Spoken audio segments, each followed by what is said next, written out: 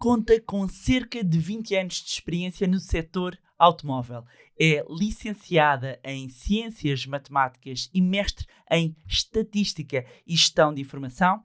Iniciou o seu percurso profissional no setor automóvel em 2002, na área de marketing de produto, tendo desempenhado diversas funções na Citroën e mais tarde na Fiat Portugal. Em 2015 regressa ao grupo PSA Portugal como diretora de marketing da Citroën e da DS, assumindo 3 anos mais tarde a direção comercial. Em 2019 foi responsável pela marca francesa no mercado nacional enquanto Country Brand Manager da Citroën Portugal. Em 2021 assume a liderança da Volkswagen Portugal como CEO. Tenho o prazer de ter aqui comigo Marília Santos. Here we go. The dollar is our God.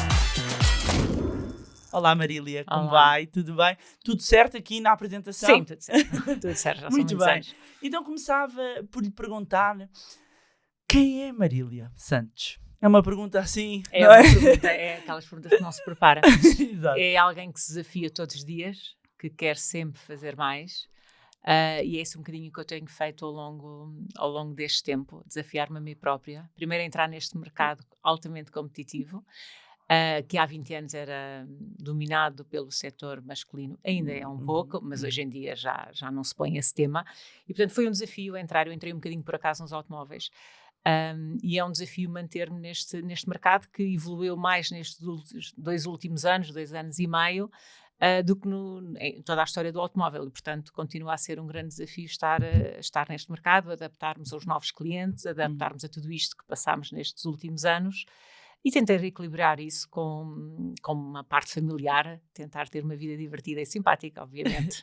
Falou destes últimos 2 anos, é o pós-pandemia? Foi essa Sim, mudança? sim. Na pandemia nós tivemos todos de nos adaptar, seja a forma de trabalho, não é? Que passámos, falava-se muito em teletrabalho e de repente todos fomos obrigados a passar para esta questão do teletrabalho e adaptarmos da melhor forma. Aliás, eu mudei da empresa em plena pandemia e depois tivemos aqui também a questão ligada aos semicondutores, em que o mercado automóvel inverteu, não é? Nós vínhamos de um período já longo em que a oferta era suficiente, para não dizer superior à procura, e depois tivemos aqui 2 anos em que tivemos um balanço um bocadinho diferente e pela questão dos semicondutores e pela questão da falta de componentes, também tivemos que nos adaptar a gerir também aquilo que eram as expectativas de clientes e toda a carteira que tivemos. E, portanto, foram assim uns anos em que tivemos que pensar de uma forma diferente. O cliente também evoluiu muito nestes anos, estamos a falar de um cliente que já era digital e que continua a ser digital e aumentou muito a experiência digital e, portanto, continuamos aqui no caminho de continuar a responder aos clientes que são cada vez mais exigentes, que pensam em viaturas cada vez mais ligadas à utilização, à sustentabilidade, a todos estes valores em que nós acreditamos, mas que temos que nos adaptar todos os dias. E o que é que ainda resta na Marília da professora? Na altura não era a minha ambição ser professora de matemática, foi algo que surgiu, mas foi a primeira realidade em que eu tive de gestão de equipas, porque estamos a falar de miúdos, não é? Estamos a falar de 7º, 8º e 9º ano na altura. Desafiante. Mas foi desafiante e a parte do team building, a gestão de equipas, a gestão também de expectativa, aprende-se imenso, porque eu digo sempre, é muito mais difícil gerir equipas do que terminar um trabalho, terminar uma tarefa, porque estamos a falar de pessoas e temos que conseguir tirar de cada uma das pessoas as valências mais positivas, o melhor que tenham para dar à equipa e, portanto, isso aprende-se também com as crianças, não é? Porque estão noutro estado da vida e, portanto, aprende-se bastante é um skill que se aprende bastante com as crianças. Por falar em criança, qual é que é assim a sua melhor memória de infância? Que boas memórias de infância é que tem? Eu tenho umas memórias, digamos, muito rudimentares, porque eu cresci na altura numa aldeia, hoje não, mas na altura perto de Alcoaça, em Pataias. Okay. E, portanto, tenho aquelas memórias típicas de brincar na rua, que é uma coisa que eu vivo em Lisboa há 20 e tal anos, que hoje em dia não é possível, de participar em várias associações, desde a Banda Filarmónica e outras, E portanto tem essas memórias de vida de rua e de vida da aldeia, vila, que é totalmente diferente, por exemplo, daquilo que é a vida do meu filho hoje com 11 anos em Lisboa, não é? Que também eu, se calhar, com 11 anos eu andava perfeitamente na rua, não é? Já ia para a escola de autocarro. E hoje em dia uma criança E quando em Lisboa... conta isso ao seu filho... Não, ele acha que não. Ele acha que também quer, mas depois não é bem por aí. Não está preparado. Porque eu acho também que protege muito mais em virtude de morar em Lisboa, não é? Mas são as memórias de vida na rua, de participar em grupos, de ir para a praia de bicicleta, coisas que vivendo em Lisboa consegue-se, mas tem que se planear e preparar, não é? Sim. E sente que mesmo hoje, adulta e gestora, que ainda tem ter vivido fora da grande capital, acabou por moldar o seu caráter para aquilo que é hoje? Sim, eu acho que sim, sendo que eu vim para Lisboa muito tarde. Eu vim para Lisboa até por questões de trabalho, porque eu devia ter, sei lá, perto de 30, 20 e tal anos, perto de 30. Porque eu na altura eu estudei em Coimbra, eu gostei imenso de viver em Coimbra e gostava de viver em Coimbra e vim para Lisboa, pronto, porque percebi que em termos de trabalho, que era aí que estavam as oportunidades, pelo menos as oportunidades que me surgiram e que faziam sentido na altura. Portanto, vim para Lisboa muito tarde, também tive aquela disrupção de me habituar à vida de Lisboa muito tarde. Mas acho que sim, eu acho que as experiências que nós temos de famílias mais próximas, do ambiente mais pequeno, mais concentrado, que nos ajudam também depois no nosso dia-a-dia, com equipas e com outras equipas, a conseguir ter várias visões e a conseguir adaptar as situações reais de uma forma mais correta. Cria-lhe mais empatia, traz-lhe mais inteligência emocional? Sim, porque nós hoje em dia, no ambiente corporate, temos também ter atenção que estão ali pessoas e temos que perceber que todos os dias nós próprios, há dias em que nos corre melhor, há dias em que nos corre pior, há dias que temos ideias fabulosas e há outros dias que não saem, e portanto temos que perceber também que fora dali estamos a falar de pessoas que têm outras situações também para resolver e conseguir aproveitar os melhores momentos de cada um deles, e portanto eu acho que isso em meios mais pequenos é mais fácil pela proximidade e pela partilha. É preciso ter em conta que na minha altura não havia nem PlayStation, nem telemóveis, nem nada, e portanto partilhávamos muito mais, rua, exatamente, partilhávamos muito mais e até nos conhecíamos muito melhor, não é? Porque hoje em dia os jovens não se conhecem da forma espontânea com que nós conhecíamos, ou pelo menos a minha geração se conhecia na altura. E isso ajuda-nos também às vezes a pensar duas vezes da forma como conseguir algum objetivo e como planear, sobretudo, uma tarefa, um trabalho, um desafio, um projeto. E como é que é um dia habitual da CEO da Volkswagen Portugal? Como é que é um dia habitual seu? Como qualquer pessoa que está numa empresa, começa muito cedo, muito cedo. Começa muito cedo, começa por tentar manter uma caixa de e-mail minimamente gerida, porque hoje em dia há um grande desafio a nossa gestão de e-mail. Como nós em termos de organização, portanto, a Volkswagen está inserida na CIVA PHS e, portanto, temos todas as reuniões com a administração e, portanto, temos uma série de reuniões já pré-programadas que é preciso preparar, não é? Claro. Portanto, todas as marcas e todas as áreas transversais com os 2 administradores da CIVA PHS em Portugal. Um deles uma mulher também, que também é algo positivo, e portanto essas reuniões têm que ser preparadas e têm que ser bem preparadas e estão todas planeadas. E depois começa pelas reuniões de equipa, não é? Portanto, depois tenho uma equipa que trabalha diretamente comigo e tentar conciliar as agendas com a administração, conciliar as agendas com a equipa e conciliar as agendas também com a Volkswagen AG, com as fábricas. E, portanto, no meio disto tudo, deixar algum tempo para pensar no que é que vamos fazer a seguir, porque senão embrulhamos-nos nesta cadência de teams e de reuniões e não conseguimos planear. Hoje o meu maior desafio é conseguir ver aqui a um ano e meio, ou aqui a 2 anos, o ideal seria a 3, como é que está tudo delineado. E para isso é preciso tempo. É preciso tempo mental e tempo também em termos de horários. Fácil no meio dessas reuniões. Que não é fácil. E ter a capacidade também de estar a olhar para a rede de concessionários, porque na realidade são os nossos principais parceiros. Nós podemos... Quantos concessionários existem? 29, no caso da Volkswagen. Estou-lhe a falar única e exclusivamente da Volkswagen de passageiros, que é a marca que eu estou. E, portanto, ter a capacidade de... Nós podemos pensar muito na experiência cliente, na experiência 360, mas tudo isto terá que passar por uma adaptabilidade de tudo o que são as campanhas de marketing, as campanhas, as ações comerciais para a nossa rede de concessionários, porque são eles que nos representam perante o cliente, não é? Porque mesmo quando nós pensamos que hoje o mundo é digital, mas o cliente ainda tem uma experiência cliente. O cliente pode decidir ou fazer uma seleção muito grande ao nível do nosso percurso e ao nível dos nossos websites e redes sociais e afins. Mas, na realidade, há sempre um contacto. E é na personalização desse contacto que nós conquistamos o cliente, na maior parte das vezes, e depois no seguimento que é dado ao cliente. E, portanto, nós temos de ter uma preocupação muito grande com a rede de concessionários, porque são a nossa face, não é? Perante os clientes. E, portanto, depois tento ter também algum tempo, não sempre fácil, para fazer algum desporto que não é a minha área favorita, mas digamos por uma questão também de necessidade, que é óbvio, mas muito reduzido.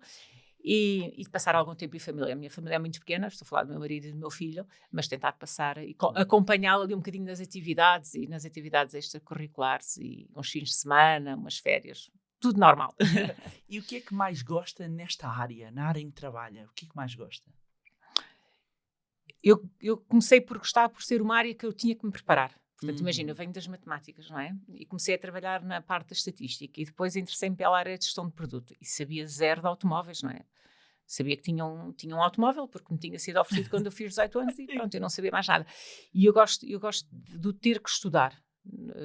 Não é estudar com pressão de estás a estudar amanhã tens o exame, mas é do ter que me preparar, ter que até evoluir em termos de conhecimento e até em termos de tecnologia. Gosto deste desafio de, apesar de, a comercialização de automóveis é a comercialização de automóveis, mas há toda uma evolução muito grande, e então agora com a parte dos elétricos, que nós temos que estar sempre o mais possível update naquilo que é as novas tendências, e portanto é o facto de ter que estar em evolução contínua de preparação. Sem ter exames. Claramente. E de todos os sítios por onde passou, e já foram muitos, quais é que foram as principais aprendizages que retirou? Em todos, eu acho que em todos eu tirei aprendizagens. E se virmos aqui única e exclusivamente no mercado automóvel, em que já tive em 3 realidades, aprende-se muito também da própria cultura das empresas. Repare, eu começo há 20 e tal anos numa Citroën, numa cultura francesa. Na altura, muito virada à especialização. Portanto, na altura fiz gestão de produto e era muito virada à especialização do produto. Era dominar aquele produto como um todo, mas naquela área muito fechada. E, portanto, é uma cultura. Cheguei à Fiat e foi um grande desafio.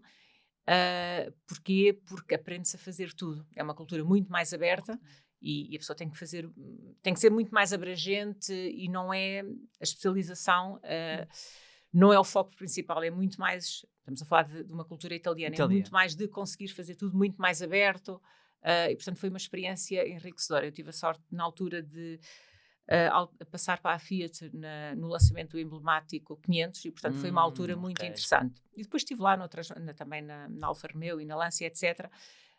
Mas a cultura italiana dá-nos uma grande possibilidade e capacidade de fazer algo diferente, às vezes até no próprio dia. Portanto, é mais fácil para pensar muitas situações ao mesmo tempo, e para arriscar. Também havia alguma disponibilidade na altura. Hoje em dia, não conheço a empresa tão de perto e, portanto, na altura, sim, nomeadamente ao nível do produto, havia alguma disponibilidade para tentar fazer muitas coisas diferentes, porque havia uma maior abertura comparado com a experiência que eu tinha anterior. Pois quando eu volto na altura PSA, eu volto à Citroën, mas não volto à mesma casa, volto ao mesmo espaço, vim trabalhar com pessoas que tinham sido meus colegas, mas já era uma cultura totalmente diferente, porque já não estava a marca isolada, já estava inserida num grupo e, portanto, já era outro tipo de cultura. Na altura aprendi a trabalhar o multibrand, porque até lá tinha estado em marcas isoladas, e ali, apesar de eu estar na Citroën e na DS, numa fase inicial, havia também outra marca do grupo e começámos a trabalhar em sinergias entre as várias marcas.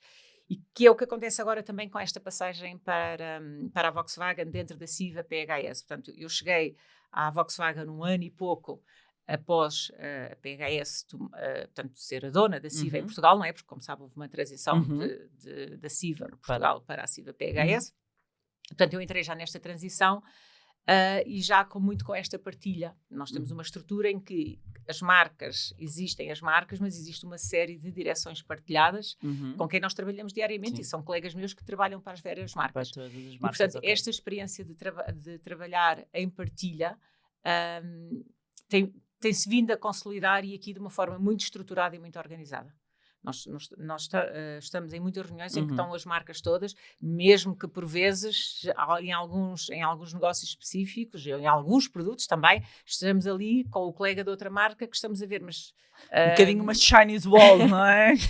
Sim, mas está completamente instalado, e isso é que eu noto a grande evolução dos últimos 20 anos, é a marca de uma forma muito isolada e começar aqui esta construção de partilha e de tirar o melhor que há das partilhas, porque na realidade é isso, não é? Se nós conseguirmos conciliar tudo, todos teremos muito mais sucesso. Mas isto foi um processo muito construtivo também no próprio setor, não é? Quando eu comecei nos automóveis, todas as marcas estavam muito, muito, muito separadas, muito segmentadas, e hoje em dia... É a noção de grupo? Ser Existe noção mais de grupo. essa noção Sim. grupo. E até tem que ser, não é? Até Claro. por custos que se têm que reduzir, por estruturas, por processos de fabrico, tudo isso.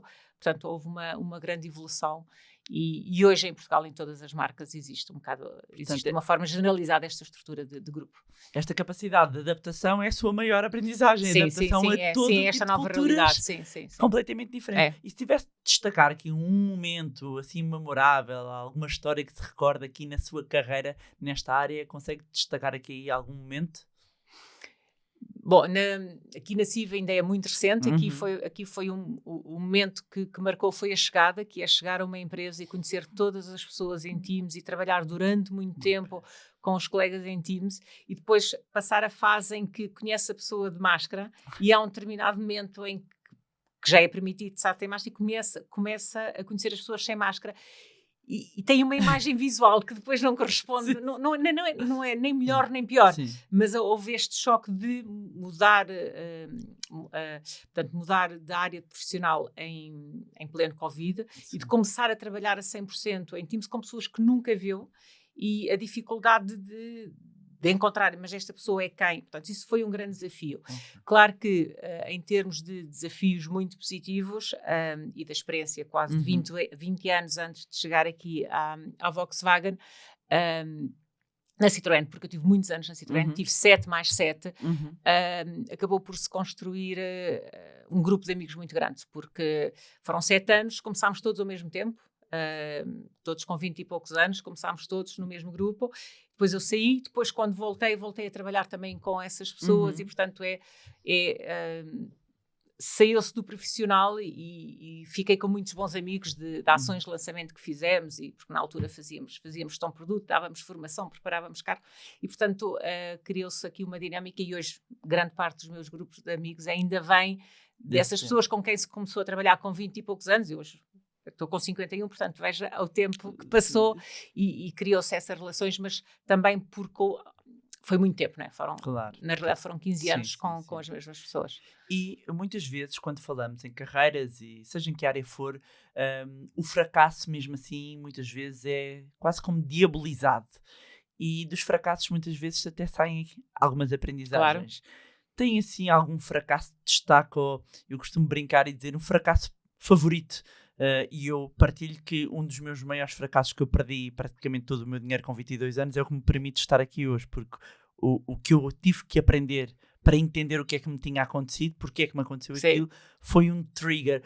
Tem aqui algum momento na sua vida, na sua carreira, que sente que aquilo não foi tanto um fracasso, foi mais uma aprendizagem? Sim, tem sobretudo a ver quando eu regresso a segunda vez à Citroën, em que com o gestor de produto, que ainda lá está, decidimos fazer umas séries especiais que nós achávamos que eram giras, mas não consultámos o cliente, não é?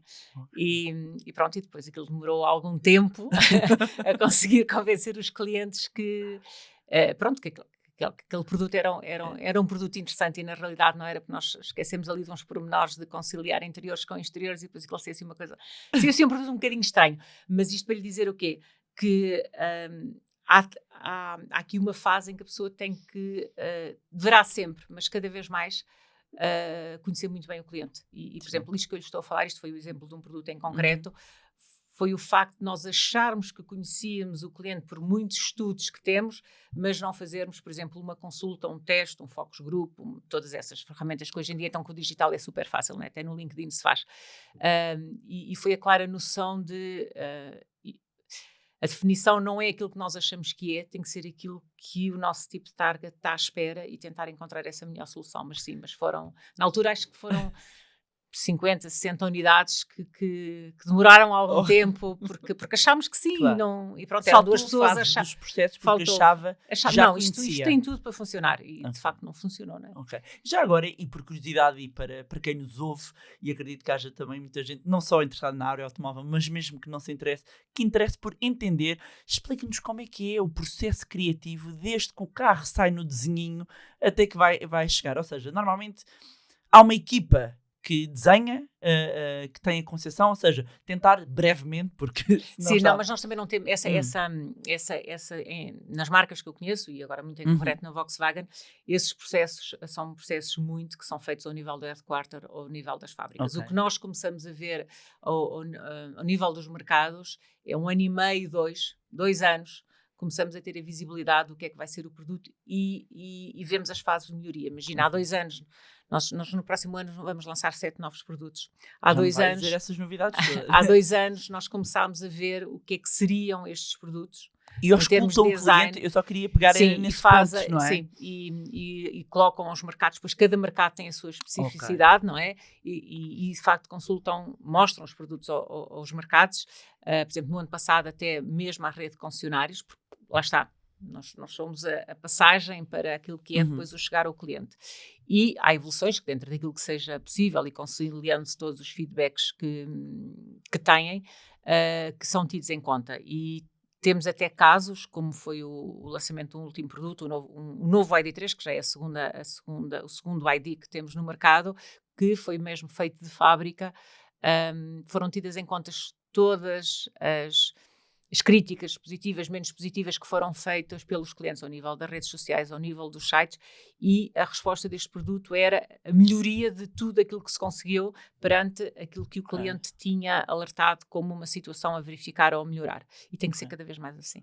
Ou seja, auscultar o cliente, sim, primeiramente, antes mesmo de sequer começar. Sim, numa evolução, portanto, houve um produto que foi lançado, que foi uma disrupção, não é? O ID3, o primeiro elétrico, foi uma disrupção até pelas linhas. Depois agora, a meados deste ano, portanto, saiu o novo ID3, que é o resultado de tudo, claro, da ideia base, como é evidente, mas depois de tudo aquilo que foi o feedback dos clientes ao nível de redes sociais, ao nível de sites, ao nível de fóruns, e que a marca própria assume que foi a resposta ao que o cliente queria ver melhorado. E então uma curiosidade, alguma vez já que auscultam o cliente e da sua experiência em tantas marcas, vamos poder encomendar um carro online? Ou seja, entregam em casa? Isso já é possível. Já consegue configurar no nosso website, consegue configurar a viatura, consegue fazer uma proposta financeira. Depois há um ponto ainda que tem que entrar em contacto com um dos nossos concessionários, porque se pretender fazer um test drive passará por aí. Mas também já existe a hipótese de o concessionário dirigir-se ao local que a pessoa indica. Por exemplo, imagino que está a trabalhar e o concessionário pode ir lá, proporcionar-lhe um test drive e pode-lhe entregar a viatura em casa. Aliás, na altura da pandemia, nós tínhamos um programa que era a Volkswagen à porta, que era exatamente isso. Era o cliente que configurava, com o nosso parceiro financeiro fazia a proposta financeira, validava a proposta financeira. Esta é uma parte que tem vindo a melhorar bastante e era possível entregar a viatura na casa do cliente. Sim. Em quanto tempo? Depende, se for uma viatura que esteja em stock, será na semana a seguir. Se for uma viatura em produção, um mês. Se a viatura tiver que ser produzida, vamos dizer, uma semana de produção, mais 3 semanas para transportes. E hoje em dia, e falou da questão que foi um ponto, e gostava também de ouvir a sua visão de estando dentro do setor, da questão dos semicondutores, que efetivamente trouxe muitos desafios e para as pessoas que nos estão a ouvir, quem não está, pedir-lhe aqui um bocadinho um contexto do que aconteceu, inclusivamente com esta escassez dos semicondutores que levou a que parasse a entrega de muitas marcas da entrega dos automóveis. Um bocadinho o ponto da situação ao dia de hoje, qual é que tem sido aqui a resposta e se hoje, quais é que têm sido os tempos médios, desde o momento em que se o carro não existe em stock e portanto eu tenho um carro configurado, só para as pessoas terem aqui mais ou menos uma ideia como está atualmente. O tema dos semicondutores foi o resultado de a Europa não estava preparada para uma situação destas, não somos autossuficientes, é algo que nós já sabemos, não é? Sim. E portanto a situação recuperou-se, procuraram-se outras alternativas, outros fornecedores, outras produções para fazer face a isso. E portanto hoje em dia nós tivemos em 2021 e 2022 ainda viaturas que não conseguíamos entregar no próximo ano, mas posso lhe dizer que à data de hoje as viaturas que tínhamos de 2021 já foram todas entregues e as 2022 obviamente temos de sempre trabalhar com alguma carteira, porque o negócio não se faz no próprio mês, não é? Há muito negócio que vem anterior, mas hoje não há falta de disponibilidade de produto. Podemos dizer que, dependendo se as viaturas vêm da Europa ou fora da Europa, podem demorar um mês e meio, até 2 meses, 3 meses, se configurar hoje uma viatura. Mas tem a ver também com as distâncias. Mas dentro da Europa estamos a falar um mês e meio no máximo. Portanto, a situação acabou... Não, sim, está completamente como seria antes. Nós voltámos à situação antes de pandemia e antes de crise de semicondutores e outras peças que depois houve a seguir, mas a maior foi os semicondutores. Uma curiosidade, qual é que foi o automóvel que mais gostou de conduzir até hoje? Eu vou-lhe dizer qual é que foi e porquê. Eu nunca na vida pensei que iria trabalhar nos automóveis. Okay. Mas quando tive a oportunidade, com 18 anos, de escolher uma viatura, decidi que queria um Golf. Mas não sabia porquê, era porque gostava. E portanto, ainda hoje...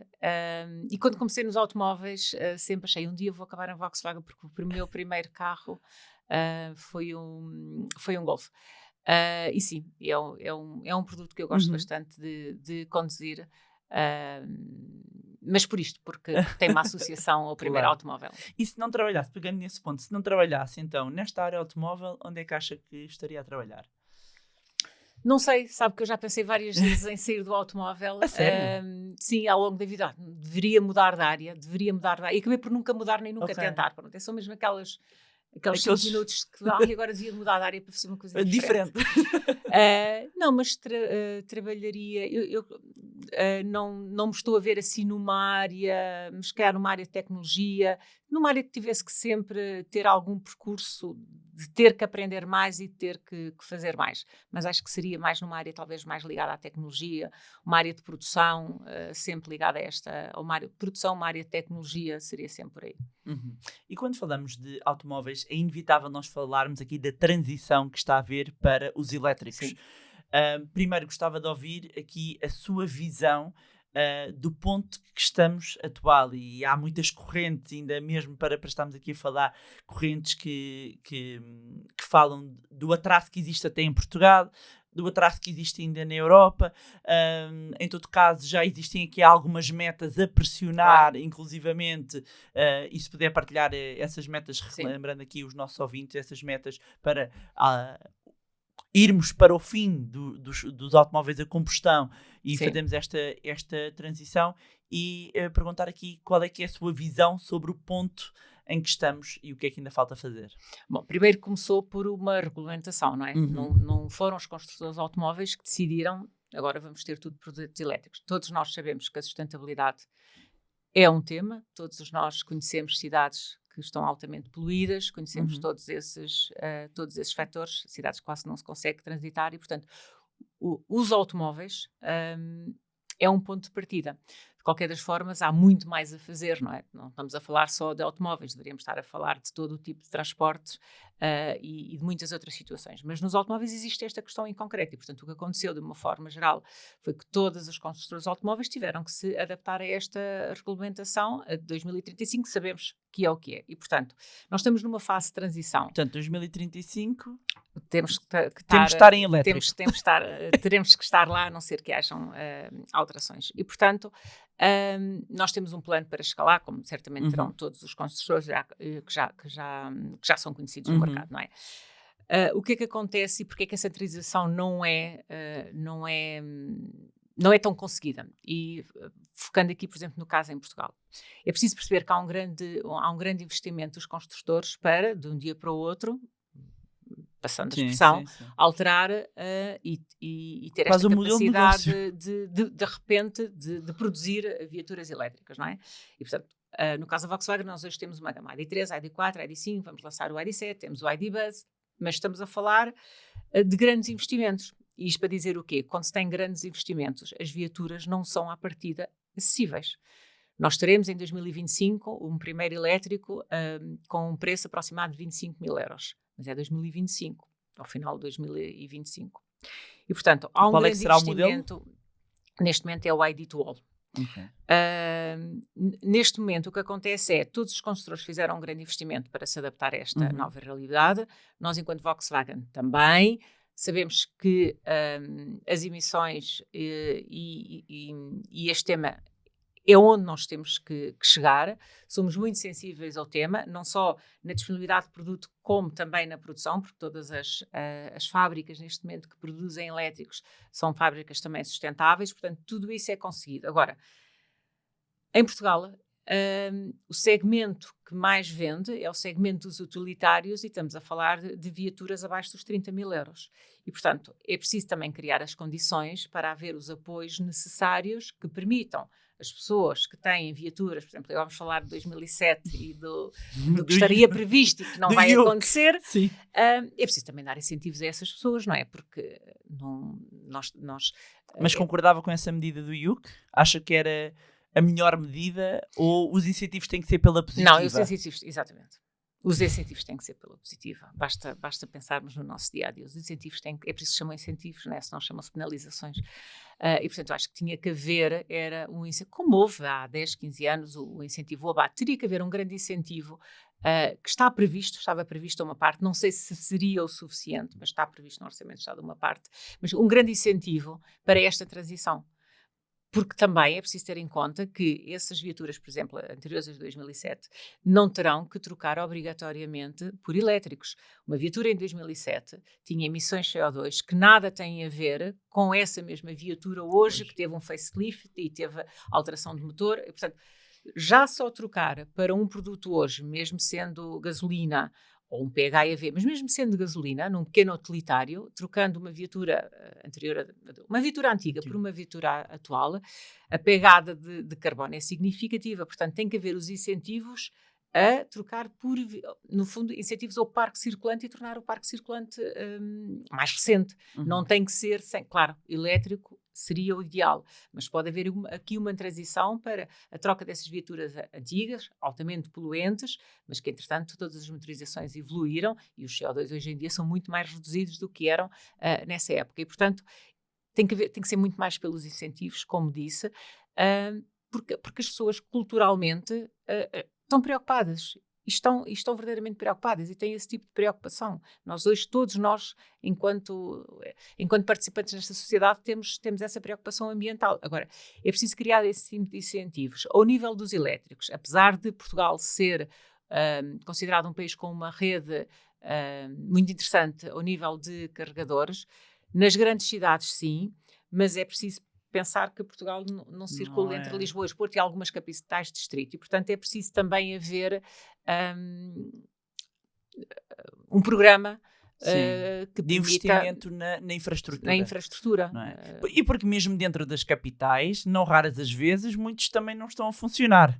Portanto, sim, melhorou bastante. Há 2 anos, nós aqui em Lisboa tínhamos uma rede enorme que melhorou bastante. Já há mais questões operadores. Práticas, por exemplo, os prédios, quem vive em prédios mesmo nas grandes capitais, se não tem uma garagem, se não existe um sítio para mesmo perto, e todos conhecemos imagens na internet de puxadas. Sim, isso é altamente perigoso, não é? Como todos sabemos, não é? Não, eu acho que as pessoas têm que se adaptar. Claro. Nós temos todos que nos adaptar e que nos preparar. Eu sou uma dessas pessoas que mora num prédio que não tem carregador em casa, nem na garagem, porque a garagem é comum e por questões de condomínio não se encontrou ali uma solução. E, portanto, eu ando de elétrico. E moro num 7º andar, não é? Nem sequer Sim, a legislação permitia 7 Sim. a altura daquele fio. E, portanto, o que é que acontece é usar as aplicações que hoje os produtos têm. Por exemplo, eu uso o My Volkswagen e vejo quais são a disponibilidade de carregadores e tento gerir. Por acaso, eu moro em Miraflores, portanto ali perto de Oeiras, e em Oeiras a rede que existe funciona bem. Boa. Mas temos que nos preparar. Mas sei lá, por exemplo, quando for um fim de semana ou para o Porto ou para o Algarve, também tem que ter a noção de, ok, onde é que eu vou parar, porque a determinada altura vou ter que abastecer. Não vou abastecer combustível, mas vou ter que carregar a viatura e, portanto, temos que nos programar, temos que saber que vamos fazer tem que haver um bocadinho de uma preparação. Mas nós, muitas outras situações da nossa vida também já planeamos. Esta é que não planeamos, porque, enfim, as bombas de combustível estão há os mais próximos. Rápidos, não é? Sim, há os carregamentos só para explicar rápidos. às pessoas como é que sim, carregamos um elétrico. Há os super rápidos, os rápidos e aqueles depois que pode ter em casa. A pessoa pode ter também. Sim, que pode carregar durante a noite, não vai ter um super rápido em casa, não precisa de estar ligado à Mobié. Mas depois, hoje em dia, por exemplo, ao nível das autostradas já existe. Mas pegando nas autostradas, no verão, pronto, já sei que me recorda, claro. No verão, foi. Até não sei se depois o nosso editor pode pôr uma imagem ou não. Não vou pôr a imagem. Sim. Mas também no verão passei por isso. Eu estava lá. Então estava na e fila. também tive 2 horas, pronto. Mas é preciso para ir para o Algarve. Sim, no verão foi. Lá está, porque eu acho que não nos programámos bem, não previmos que íamos todos querer abastecer no mesmo sítio. De facto, foi muito difícil. E eu tive problemas para baixo, portanto a descer de Lisboa para o Algarve, porque não me programei. Depois quando vi para cima fiz ao contrário. Foi assim que realizei os primeiros cerca de 100 km. Voltei a carregar. Qual é que é o carro que tem? Tenho um ID5. Neste momento tenho um ID5. E qual é que é a autonomia que consegue fazer? A verdadeira. Não, se andar na casa dos 120, consigo fazer 350, 400, entre os 120 e os 150, 350, 400 km, mas tudo isto vai mudar, vai ficar rapidamente em 500 km e portanto vamos lançar agora, por exemplo, um novo produto que já vai ter 600 km de autonomia. As autonomias estão todas elas a aumentar bastante, mas pense no seu dia-a-dia. No seu dia-a-dia não faz estes mais para as viagens, não é? Ou seja, sim, mas mesmo assim é perfeitamente... Isso veio toda uma conversa que depois acabas por ter essa conversa, até mesmo a equipa, quando vemos aquelas imagens, eu disse, realmente isto depois nem é bom como incentivo a esta mudança, porque algumas pessoas que até estão neste limbo a decidir se vou já ou não, efetivamente é a infraestrutura. Havendo infraestrutura, é possível dar... Mas é, por exemplo, que eu lhe estava a dar. Quando vinha do Algarve novamente para Lisboa, eu percorri cerca de 100 km e ao fim de 100 km, não precisava de carregar, não ainda podia fazer, parei e voltei a recarregar. Depois já vi confortavelmente. E carregou o quê? Meia hora? 30 minutos? 20 minutos. 20. Porquê? Porque nós temos que nos preparar para este conceito de vamos lá pensar como é que isto vai funcionar da melhor forma. E pensar que, por exemplo, numa ida ao Algarve, nesse famoso verão, que eu acho que a partir de agora já não vai acontecer, porque toda a gente se vai programar, não é? Ou vem no dia antes, ou para antes. Sim. É tentar ver o que é que está disponível e tentar se adaptar. Mas, de qualquer das formas, a rede está a crescer imenso. E vai crescer certamente. Para explicarmos aqui um bocadinho, quase uma literacia sobre carros elétricos, explicarmos aqui a diferença entre os veículos 100% elétricos, que são os Battery Electric Vehicles, os Plug-in Hybrids, os EREV, e pronto. Hoje em dia, os que são mais representativos, portanto, são os elétricos, os 100% elétricos. Depois existem os PHEVs, que é os que se podem, que se carregam e que também funcionam a combustível, não é? Na gama da Volkswagen, os produtos que nós temos agora têm até 50 de autonomia, mas todos os que nós vamos lançar agora já vão ter até 100 km de autonomia. Isto significa o quê?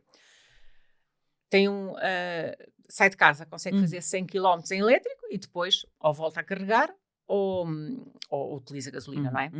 Depois existem os mild hybrid, que não é possível de carregar. Portanto, é um produto, é um automóvel que carrega com a própria circulação do automóvel.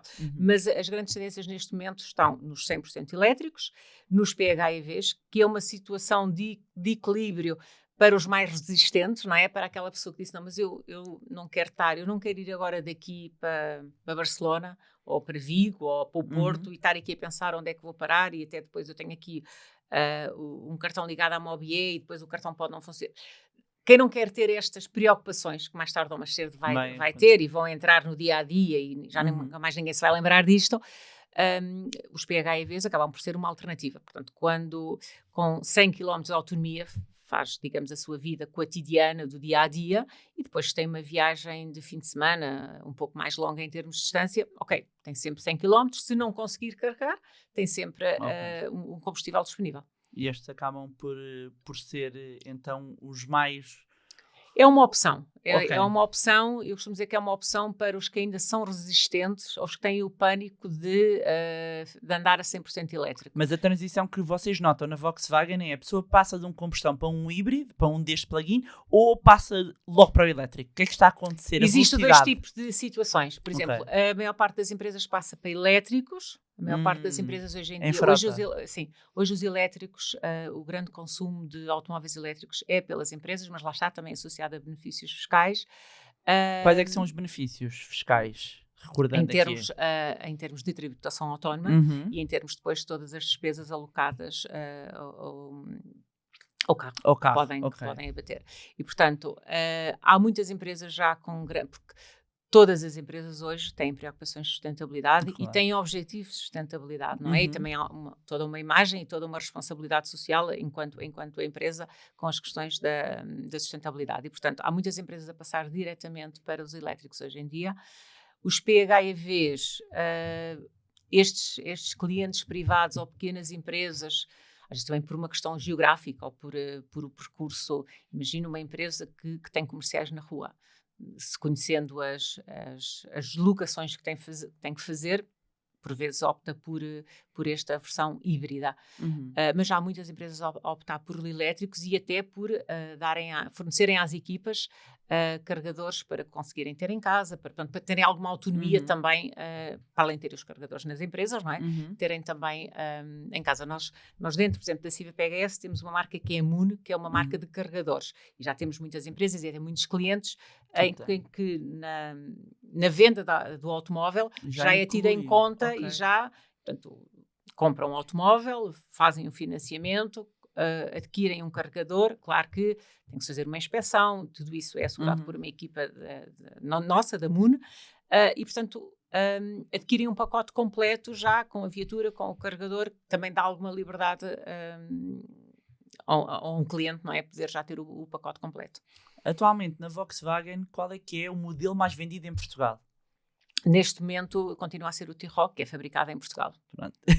Isso ajuda-me de Portugal para o mundo. De Portugal para o mundo, na Auto Europa. Sim, na Auto Europa, ajuda-me aqui a virarmos aqui para a Auto Europa e perguntar-lhe qual é que é a importância hoje em dia da Auto Europa para a Volkswagen e para o país, já todos entendermos, não é?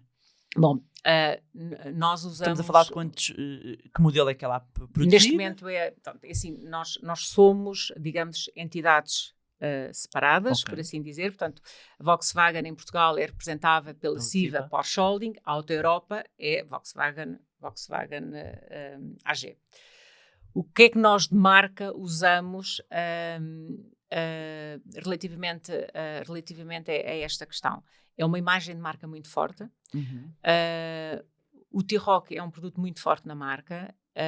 Nós fazemos muitas ações até de marketing e de divulgação, porque na realidade é bom ser português e conseguir adquirir um produto que é fabricado em Portugal.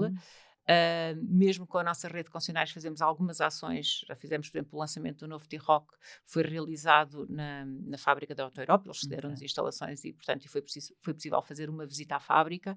Em alguns casos também já foi feito, há 2 anos, alguns clientes que visitaram a fábrica e, portanto, é importante também para a valorização da marca e também explicar que uma marca que tem uma imagem tão forte, há um produto muito importante para a marca que é produzido aqui ao lado, passa a expressão, não é? E, portanto, usamos também muito isso. E ao nível das empresas, o potencial deste modelo do T-Roc nas empresas aumenta também porque as empresas que adquirem frotas têm também esta noção de comprar português, que aliás houve uma campanha muito forte nesse sentido e portanto ao nível dos passageiros é o único produto que tem essa situação e que nós potenciamos claramente. Mas o impacto, qual é que pode vir a ser o impacto, inclusivamente nos números, das últimas paragens que aconteceram, nomeadamente na fábrica? Que impacto é que poderá vir a ter? Neste momento não há, ou seja, houve paragens, nós tivemos alguns delays de entregas, mas, por exemplo, no caso do T-Rocket em relação aos outros países, porque não vem de nenhuma fábrica da Alemanha. Porque o T-Rocket, só para explicar, o T-Rocket é produzido aqui e sai daqui para o mundo. Sim. Não no só nosso caso, sai aqui para as para nossas instalações e, portanto, até aí foi mais rápido. Mas são situações que estão... Está que hoje em dia atrasado. estão estáveis e que nós neste momento não temos nenhum tipo de atraso, nem nenhuma informação que volte a acontecer, seja nesta fábrica, seja noutras fábricas. Okay. E quais é que são então as novidades e os modelos que estão agora no pipeline para sair? São muitos, eu vou tentar não me esquecer de nenhum. Não, nós vamos lançar já no início do ano o ID7, a nossa berlina elétrica, topo de gama. Depois vamos ter o novo T-Cross, que é também o segundo, terceiro carro um produto mais vendido, portanto um pequeno SUV. Depois vamos ter o novo Tiguan e o novo Passat, e estes sim também disponíveis em PHEV com os 100 km de autonomia que falávamos há pouco, que são também viaturas muito, muito interessantes e que funcionaram muito bem. Portanto, o Passat é um histórico em Portugal, o Tiguan também. Portanto, vamos ter aqui o novo Passat e o novo Tiguan, que são viaturas que também se adaptam muito bem ao mercado português. E que vão ter estas novas versões de PHEVs com 100 km de autonomia. Depois vamos ter o novo ID7 Tourer, portanto o ID7 agora em automóvel e depois em carrinha. E depois vamos ter o novo Golf e o novo Golf Variant. Portanto, para o ano vai ser assim um ano repleto de novidades, com uma oferta bastante completa e com esta gama de elétricos consolidada. E, portanto, isto acontece tudo no primeiro semestre do próximo ano e é um ano extremamente importante porque, na média dos automóveis, não é tão usual ter 7 lançamentos no ano. E, portanto, é algo que também é importante aqui para consolidar o posicionamento da marca, para refazer esta gama de produtos, todos eles com emissões de CO2 reduzidas, com os PHEVs com 100 km de autonomia e, portanto, é importante também para os clientes que irão ter uma nova oferta, não é? E é um desafio ter 7 modelos num ano em que, apesar de tudo, e falando mesmo que para empresas e outros, e já lhe vou perceber das vendas, que percentagem é componente de empresas e que percentagem é, ou seja, frota, e que percentagem é particular? Não existem estatísticas oficiais em Portugal, mas as indicações médias de mercado é que 60% será frotas, 60% a 70% será frotas e o resto será privado. E terminando aqui então o raciocínio, em 2024, e nós vimos de um ano de aumento de custos, e aumento de inflação, vocês esperam com estes modelos conseguir ainda assim ter um crescimento das vendas para 2024? Porque os modelos, normalmente a saída de muitos modelos alavanca, mas depois temos aqui uma situação económica que ainda estamos aqui um bocadinho com pontos de interrogação, pelo menos em Portugal. Sim, nós desde há 4 anos que estou, portanto, estou há 2 anos e meio, mas tenho aqui uma tendência de 4 anos, ou há 3 anos e meio, quando entrou a Porsche Holding em Portugal na aquisição e, portanto, que é responsável pela Volkswagen, que temos vindo sempre a crescer, mas a crescer de uma forma muito, muito, muito, muito sustentável. Porquê? Porque há muitas formas de crescer, não é? E, portanto, aqui nós temos que crescer, mas temos que também assegurar as rentabilidades. Não há como não fugir a isso, não é? Significa aumentar preço? Não significa aumentar o preço.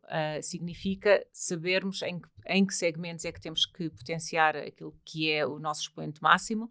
Não conseguimos ser competitivos em todos os subsegmentos e, portanto, potenciar aqueles onde nós somos efetivamente mais competitivos. Quais são? E também não esquecer aquilo que é a imagem da marca, não é? E, portanto, hoje nós temos apesar de todas as ameaças que vêm ao nível dos elétricos, e, portanto, há bastante novas marcas, marcas que não seriam as tradicionais ao nível dos elétricos, e, portanto, nós hoje em dia temos uma boa competitividade nos elétricos, associando sempre aquilo que é o valor de marca, o que é a imagem de marca, que é a imagem de marca nas empresas e tendo também tudo aquilo que é a experiência cliente. Nós não nos podemos demitir de uma situação muito importante, que é a venda de um automóvel começa no dia em que se vende, porque depois há todo o circuito a seguir, não é? Há todo um circuito de cliente, há todo um serviço de pós-venda, há todo um apoio ao cliente que começa nesse dia. E, portanto, é preciso olhar para um posicionamento desta forma um bocadinho mais consolidada. Não pode ser só preço, porque não é isso que depois fideliza o cliente e não é isso que se pretende para a marca.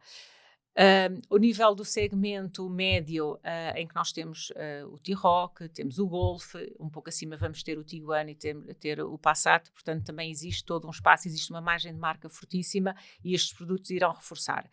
O nosso plano, claro, que é crescer, também se avizinha que o mercado automóvel irá crescer e nós queremos sempre acompanhar o mercado e crescer um pouco acima, mas de uma forma muito, muito sustentada. Porquê? Porque temos uma rede de concessionários que tem grandes investimentos em termos de imagem, estamos a falar de showrooms, de espaços com grandes investimentos em termos de imagem, de equipas, e portanto tudo isso tem que se manter. Porque sem equipas, a experiência cliente depois não é realizada a seguir, não é? Claro. E quais é que são para si as grandes tendências para o setor automóvel? Temos estado a falar muito aqui, possivelmente dos elétricos, mas se identificasse aqui as principais tendências e também desafios para o setor, quais é que seriam? Existe o digital.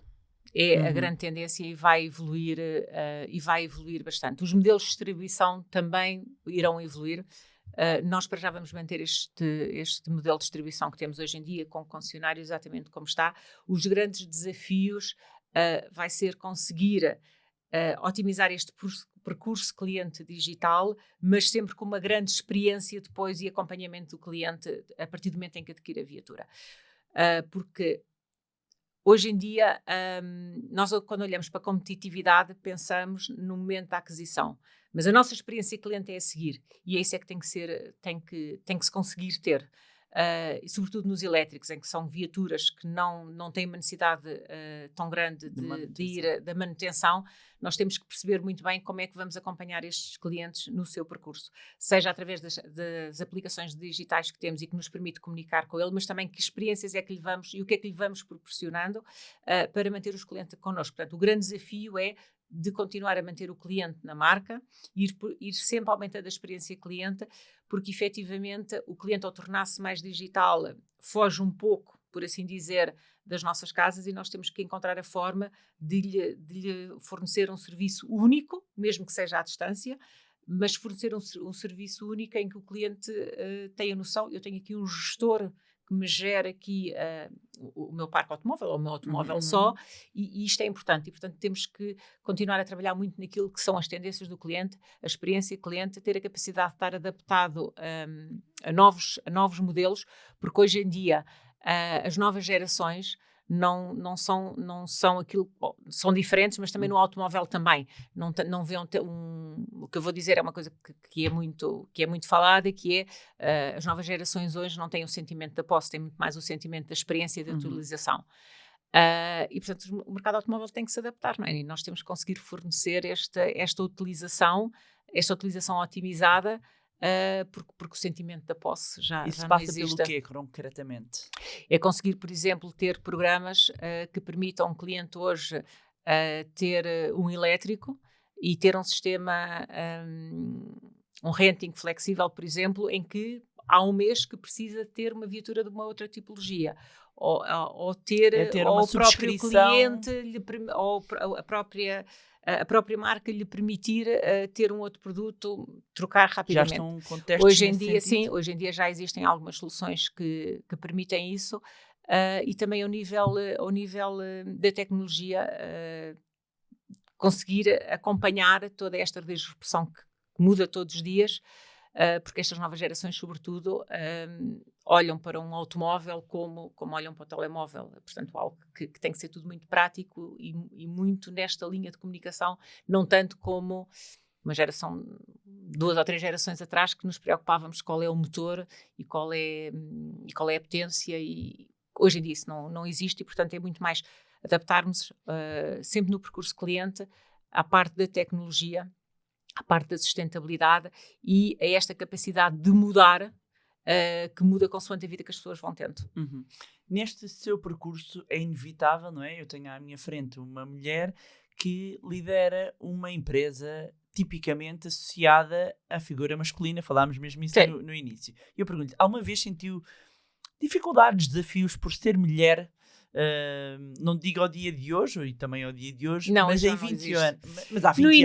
início sim. No início era... Nunca ouviu assim, sim, perdoa a expressão, maluca ou qualquer coisa? No início era, sim, há 20 anos, estamos a falar, sim, há 20 e alguns anos. Sim, havia... Um preconceito. Havia algum preconceito, havia algum preconceito, porque havia algum preconceito, e eu acho que também nós assumíamos que havia esse preconceito, não é? Porque depois na realidade acabava por não haver, era sempre aquela, mas és mulher, vais trabalhar agora aqui, sim, mas e por que não?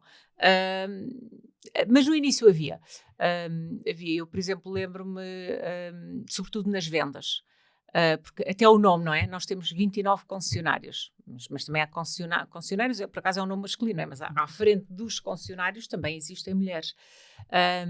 E portanto, no início, sim, mais na área das vendas, mas como em todas as áreas, tem vindo a desaparecer ou a atenuar.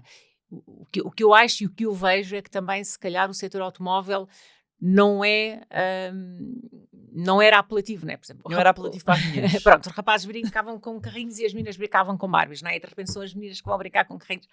Não era tão apelativo. Eu entrei completamente por acaso, não foi porque fosse uma fã pelas estatísticas. Portanto, como eu estava nas matemáticas, quando comecei a trabalhar nos automóveis, ela era na análise estatística, de previsões, de análise de mercado, de segmentos, portanto era um trabalho muito estatístico, nem tinha nada a ver com automóveis, era só, quer dizer, tinha com automóveis porque era análise estatísticas de marcas, modelos, segmentos, mas era só mesmo por aí, porque era estatísticas pura e dura.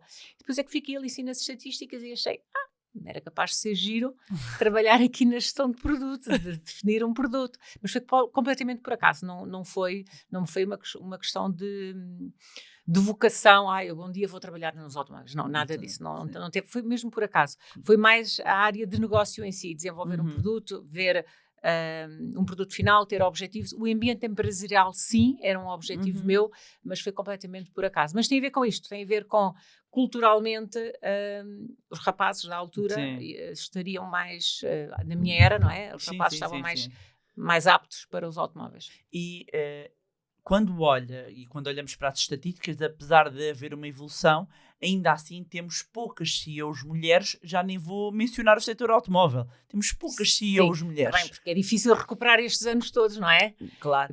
Então eu pergunto se acha que as cotas são um mal necessário ou não? Eu acho que as cotas têm que ser olhadas com responsabilidade, e por baixo das cotas, ou a montante das cotas, tem que estar sempre a competência e a qualidade. E quando se diz que tem que haver cotas, as cotas servem para corrigir um passado, porque demora muitos anos, não é? E quando se colocam cotas, então vamos dizer, e nos outros anos as cotas eram todas masculinas, e isso não se pondera, porque não havia essa oportunidade. Portanto, eu acho que eu considero que as cotas são necessárias, mas têm que ser usadas sempre pela competência. E eu acho que também nenhuma mulher se iria aceitar um lugar só porque tem uma cota e porque não se sente competente ou porque não foi avaliada competente. Eu não me passa pela cabeça de ninguém que alguém pense assim. Portanto, acho que quando existe esse discurso das cotas, o princípio das cotas tem que ser visto com responsabilidade e com competência. E é assim que eu vejo, é assim que tem que ser visto. E ser mãe foi um desafio acrescido, tendo lugares de liderança e topo na gestão do lado pessoal e profissional? Foi, mas enquanto pensamento isolado. Na empresa não foi colocado Do nenhum seu tema. ponto de vista. No meu ponto de vista é que Não eu do achava... ponto- Não. Eu na altura estava... Quando eu fui, onde é que eu estava? Estava no grupo Fiat e não foi na altura toda, não. Organizou-se perfeitamente. Eu foi mais do meu ponto de vista. Era pensar, agora não vou estar Acho aqui que, 2 acha ou que 3 por meses. vezes há uma crença mais Sim, enraizada na própria sim, mulher. na própria mulher, porque depois fica ali, muda, não é? Muda, não sei se é mãe, mas muda bastante Sou, a tenho vida. 2 filhos Pronto, e portanto muda bastante, a minha não é? preocupação era o que é que vai acontecer enquanto eu estiver este Sim, tempo mas, fora, do ponto de vista da mas carreira. continua tudo e há, e há situações sim. que até melhoram e quando nós, E olha, melhor. alteraram, correu muito bem, ainda bem. E, aliás, do primeiro filho Ninguém- eu faço uma transição na licença. Ah, Portanto, eu saio na licença Sim. do sítio e depois entro noutro. então, Portanto, tive em recrutamento enquanto estava de licença. Está a ver. E não, Não foi é? por aí. Mas no momento, ainda por cima, Sim. no início do primeiro filho, eu tinha esse medo. Claro, mas eu acho que passa por todas as mulheres que são mães. Mas eu acho que as empresas hoje em dia estão preparadas, aceitam e não é... Há pouco tempo tivemos ambas numa conferência em que uma colega Sim. partilhou que foi contratada para uma empresa antecipando logo que ia ser bem passado Sim. há alguns meses. E, portanto, eu acho que isso foi algo que me preocupou a mim, enquanto pessoa isolada, mas que na empresa não existe. E hoje em dia na CIVA isso não existe de todo. E o que é que ainda lhe falta fazer em termos profissionais? Há muita coisa, falta imenso. Então, conte. Não, o que é que lhe falta? O que é que primeiro gostava de fazer? Que ainda não Não, foi? eu neste Que momento- desafios? Eu neste momento gostava de consolidar o lugar em que estou, não é? Porque é muito recente. Recente, Há claro. aqui uma consolidação muito grande, há uma consolidação muito grande da Volkswagen que é preciso fazer em Portugal, há também uma consolidação da própria marca. Há aqui também um querer ver onde é que nós vamos estar nos automóveis daqui a 10 ou 15 anos com tudo isto que se fala. Neste momento é elétricos, existem outras alternativas, existe muita discussão do que é o futuro da sustentabilidade e, portanto, eu acho que é muito interessante estar neste meio, que está a evoluir bastante e que mexe com aquilo que são as vidas do nosso dia-a-dia, não é? Mexe com o nosso dia-a-dia até da forma como respiramos. E, portanto, neste momento é a consolidação do lugar onde estou hoje. Muito bem. Estamos quase aqui a terminar, só que aqui na nossa parte final nós temos sempre um quick quiz. Ai, meu Aqui Deus. umas perguntas rápidas que gostamos de saber aqui do lado financeiro, mas pessoal. Sim, Então, está pronta? estou pronta. Posso não saber a resposta, mas posso dizer passo. Sabe. Recorda-se o que é que comprou com o primeiro ordenado? Perfeitamente, uns óculos de sol.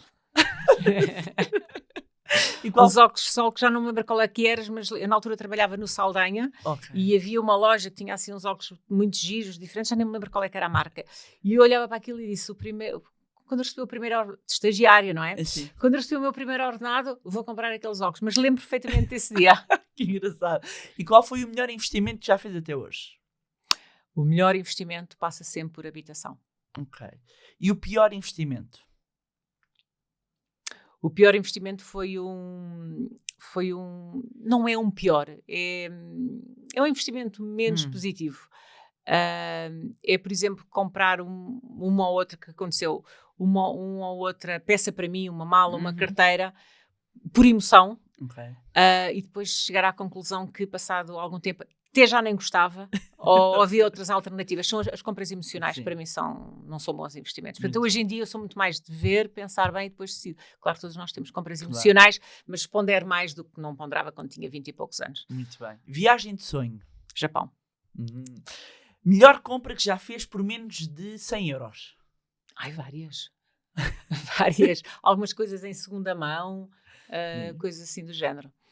E qual é que é o hábito fora do comum ou assim um talento escondido que tenha, um hábito fora do comum que tenha ou que faça, ou um talento escondido que ninguém saiba?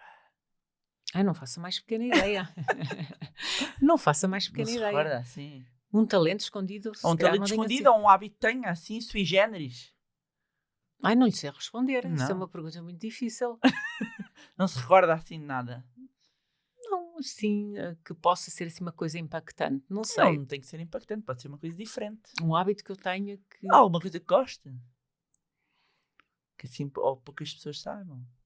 Não, eu gosto de participar em algumas coisas que não têm a ver com a minha atividade direta, mas nada assim gosto de planear algumas viagens com amigos, gosto de planear alguns investimentos com o meu marido, quer dizer, sem parecer que estamos aqui a fazer investimentos do outro mundo, não é o caso, mas de planear, nós devíamos era conseguir adquirir aqui alguns apartamentos para um dia quando nos formássemos termos aqui um Airbnb, andamos a estudar um bocadinho sobre isso, mas nada assim de transcendente que uma pessoa normal não pensa. Ok. Qual é que é o objeto que não venderia por dinheiro nenhum? Algumas recordações de família, algumas peças de família. Muito bem. E qual o livro ou livros que tiveram uma influência positiva na sua vida? Alguns livros alguns livros que todos temos que ler, não é? Que têm a ver com trabalho. Mas houve uma altura, há bastantes anos, que há daqueles livros que pega e que lê a coleção inteira. E eu aqui há uns 15 anos, talvez, li a coleção inteira do Luís Sepúlveda. E aquilo é assim um refresh, não é? Porque desde a Patagónia Expresso, o velho que escrevia cartas de amor, etc, etc. E eu li um bocadinho aqueles livros todos. E que nos remetem, lá está, para realidades completamente diferentes, mas depois que as situações do dia-a-dia são aquelas que nós temos hoje num contexto completamente diferente. Só me marcou porquê? Porque li a coleção toda. E o melhor conselho financeiro que já recebeu, qual foi e foi de quem? O melhor conselho financeiro foi, vou-lhe dizer assim, de alguém que nem é normal. Foi da minha sogra, que já faleceu, que é a mãe do meu marido, e sempre disse: Maria, os melhores investimentos são sempre em habitação, porque é aquilo que está sempre lá, e portanto os melhores investimentos são sempre em habitação. Pense sempre nisto, e portanto foi, e mantém-se. Que ensinamentos sobre gestão financeira espera passar ao seu filho? Que seja razoável nos investimentos que faz, que minimize o risco, mas eu considero que em determinadas alturas e fases da vida há uma percentagem de risco que se tem que assumir. Portanto, o que eu lhe digo hoje é, ele tem uma mesada para gerir, não é? Se ele tem uma mesada para gerir, depois tem que ser bem gerida. E como por vezes eu até me esqueço que ele tem uma mesada, ele faz-me uma tabela de preços das coisas que faz em casa e, portanto, vamos gerindo. Mas isto é o que é gestão com responsabilidade. Claro. Sim. Marília, muito obrigada. Adorei esta conversa. Obrigada por ter partilhado aqui connosco um bocadinho do seu percurso, da sua história e da visão também relativamente à Volkswagen foi uma Portugal. experiência. Quanto a nós, podemos voltar a encontrar-nos no próximo episódio do podcast Money Bar. Já sabe, pode continuar a acompanhar-nos através das plataformas habituais do Spotify, iTunes, Google Podcast, e se quiser visualizar, terá de ver o vídeo no YouTube. Então encontramos no próximo episódio. Uma boa semana. Money! Here we go! Honey.